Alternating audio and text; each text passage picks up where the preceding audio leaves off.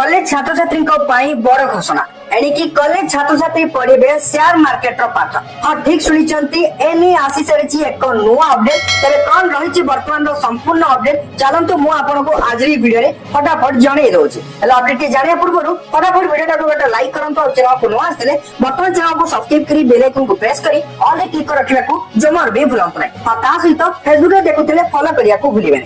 तेज चलतु नजर पकड़ा संपूर्ण अपडेट उपर। राज्य में उच्च शिक्षानुष्ठान छात्र छात्री को share market stock market mutual fund और इंश्योरेंस भली वित्तीय कार्यक्रम संपर्क में शिक्षा दिया। BCom MBA BBA BMS BA अर्थनीति वाणिज्य और एमकॉम छात्र छात्री को ए संपर्कित सर्टिफिकेट पाठ्यक्रम में सामिल करा। आर्थिक कारोबार क्षेत्र में सृष्टि हेउथुबा नियुक्ति सुयोग निमंते प्रस्तुत करने तथा सेमानकु वित्तीय क्षेत्र सह परिचय कराइबा एही कार्यक्रमर उद्देश्य।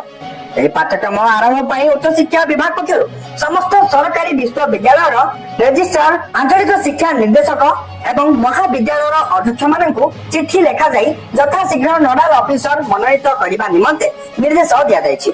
सूचना अनुसार उच्च शिक्षा विभाग एवं National Stock Exchange of India Limited NSC मध्य होइथिबा एक चुक्तिनामा अनुदेश महाविद्यालय और विश्वविद्यालय गुड़िक जातीय शिक्षा नीति 2020 अधीन एनईपी 2020 अंडर एक दक्षता विकास पाठ्यक्रम स्किल डेवलपमेंट कोर्स भाव प्रचलन कर टैलेंट स्किल सभासिटी नामक संस्था पक्षरु एही दक्षता विकास कार्यक्रम हेबो।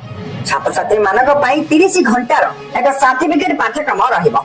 ए कार्यक्रम परिचालना वाणिज्य मैनेजमेंट अर्थनीति किंबा आनुषंगिक क्षेत्र सह जड़ित शिक्षक किंबा शिक्षयित्री को नोडाल ऑफिसर भावे नियुक्ति दिया जिवो। उक्त दक्षता विकास कार्यक्रम परिचालना एक कार्य घोषणा सब अनुष्ठान गुड़ी को जगाई दिया जायछि।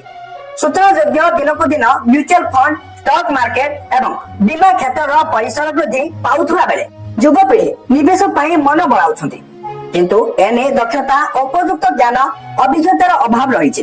दृष्टि रखी महाविद्यालय छात्र छात्री को संपर्कित शिक्षा देवा पदक्षेप नि तो बर्तमान जहाँ भी किसी सूचना आसी जना पड़ी एणिकी पिला पढ़े स्टॉक मार्केट पाठ वीडियो किसी इनफॉर्मेटिव लाइक करेंगे शेयर करेंगे इनफॉर्मेटिव वीडियो पाइबा चाहते बर्तमान चैनल को सब्सक्राइब कर बेल आइकन को प्रेस कर ऑल क्लिक रखिए। फेसबुक देखुले फॉलो करने को भूलु ना। Thank you for watching.